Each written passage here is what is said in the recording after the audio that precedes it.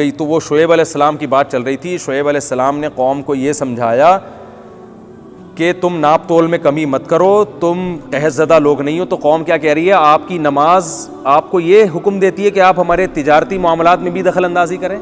تو اصل میں یہاں سے مضمون میرا شروع ہوا تھا کہ لوگ کہتے ہیں نمازی آدمی نماز پڑھے, مولانا ٹائپ کے لوگ مسجد میں نماز پڑھیں, اچھی اچھی باتیں کریں, ابو امی کے حقوق بیان کریں, بیوی بچوں کے حقوق بیان کریں, بہت اچھی بات ہے, اچھا معاشرے میں ایک خیر پھیلے گی. لیکن یہ کہیں یہ بزنس حلال ہے, یہ والا بزنس کیا ہے؟ بینک میں جو جاب کرتا ہے اس کی چائے پینا جائز نہیں ہے. یہ پھر ان کو تب غصہ آتا ہے, یار یہ کیا مسئلہ ہے یار. جو آدمی بینک میں جاب کر رہا ہے اس کی شادی نہ کریں اس سے, کیونکہ نکاح جب کریں گے تو وہ بیوی کو حرام کھلائے گا, پھر اس کے گھر جائیں گے. سودی بینک میں جو سودی لین دین میں ملوث ہو اس کی جاب حرام ہے. جو آدمی اوپر کی آمدن زیادہ ہے کسٹم میں اس کی, ہمارے ایک جاننے والے تنخواہ تھوڑی سی تھی مگر بنگلے ایسے بن رہے تھے ان کے, ہم حیران تھے کہ اتنی سی تنخواہ میں اتنی زبردست برکت تو ہم نے کسی بزرگ کے بھی نہیں دیکھی. بھائی پتہ چلا کہ کہاں جاب کرتے ہیں جی, کسٹم میں. اچھا ان کی جب ترقی ہوئی تو وہ بہت پریشان تھے, ان کا رینک بڑھ گیا تو خوش ہونے کے بجائے کیا تھے, پریشان. پوچھا گیا کیوں پریشان ہے, کہہ رہے ہیں یار میں اگرچہ میرا رینک کم تھا مگر کھانے کے ذرائع وہاں پہ, کیونکہ ڈائریکٹ کسٹمر سے میری ڈیل ہوتی تھی. اب میں آفیسر بن گیا ہوں تو نیچے کے والے لوگ ہیں نا پوری ارننگ شو نہیں کریں گے, کمیشن تو ملے گا لیکن جب حرام ہی ہے تو وہ سچ بچا کے تھوڑی کھلائے گا حرام آپ کو. بھائی جو رشوت لے گا نا اسمگلنگ کے مال کو پاس کرنے کے لیے, تو جو ملازم رشوت لے گا وہ اپنے باس کو سچ تھوڑی بتائے گا کہ 1,00,000 روپے میں نے لیے ہیں جس میں سے 50,000 آپ کے 50,000 میرے. اگر 1,00,000 لے گا تو وہ 50,000 بتائے گا نا. اگر وہ اتنا نیک ہوتا, سچ بول رہا ہوتا, تو پھر وہ کسٹمر سے پیسے کیوں لے رہا ہوتا, سوری وہ جو اسمگلر ہے اس سے پیسے کیوں لے رہا ہوتا. تو وہ کہہ رہے تھے یار ارننگ کم ہو گئی ہے, عہدہ تو بڑھ گیا ہے, لیکن انہوں نے وہ بنگلے پہلے ہی بنا لیے تھے. تو کیا بات چل رہی تھی, کہاں سے کہاں پہنچ گئے. تو اب جب بتایا جائے گا بھائی یہ کسٹم میں جاب کرتا ہے, اس کی اوپر کی آمدنی حلال سے کیا ہے, کم ہے, تو حرام زیادہ ہے, لہذا آپ اس کی دعوت قبول نہیں کر سکتے. اس کے ہاں رشتہ, اگر اس کی بیٹی سے آپ شادی کرتے ہیں تو شادی ضرور کریں, وہ جائز ہے, لیکن اپنی وائف کو بتا دیں بھائی میں تمہارے ابا کی دعوت قبول نہیں کروں, تم یہاں آ کے کھاؤ, وہاں جا کے میں ان کے یہاں بیٹھ کے کھاؤں گا اس شرط کے ساتھ کہ پہلے بتا دوں گا کہ میں جتنا کھاؤں گا اتنے پیسے صدقہ کروں گا. میں لوگوں کو جب بتاتے ہیں نا حرام کھانے سے پہلے یہ ان کو بتا دو بھائی میں کھا رہا ہوں لیکن میں اتنے پیسے صدقہ کروں گا, پھر یہ حلال ہوگا. تو کہہ رہے ہیں وہ تو غصہ آئے گا, یار ہم آپ کو کھلا رہے ہیں اور آپ اتنے یہ جو ہے نا کوفتوں کے پیسے جو ہم کھلا رہے ہیں, فی کوفتہ 10 روپے آپ غریب کو دیں گے تو ہماری بے عزتی ہے.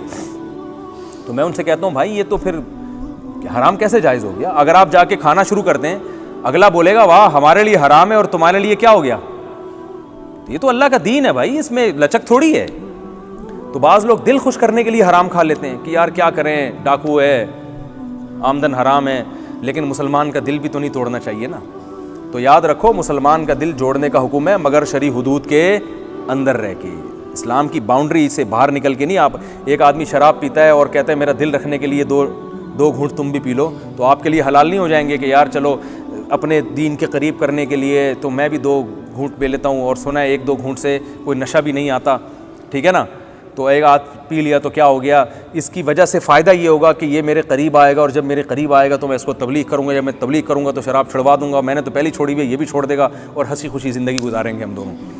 یہ لاجک اللہ کے ہاں نہیں چلے گی. اللہ کہتے ہیں شرابی کو بٹھا بھی سکتے ہو, چائے بھی پلا سکتے ہو, سینے سے بھی لگا بھی سکتے ہو, پینے میں اس کے ساتھ شرکت اتنا فری ہونے کی ضرورت نہیں ہے. یہ اللہ کی حدود ہیں.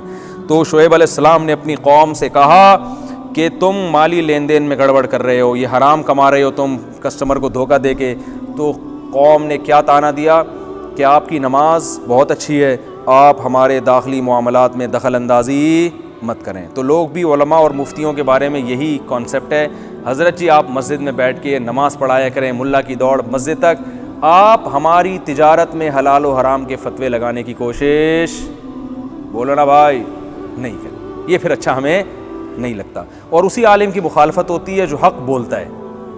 عبداللہ بن مبارک رحمہ اللہ فرمایا کرتے تھے کہ جس عالم کو ساری دنیا محبت کرتی ہے نا, جس سے سب کی نظر میں وہ محبوب ہے, تو سمجھ لو کہ وہ حق بیان بولو بھائی نہیں کر رہا.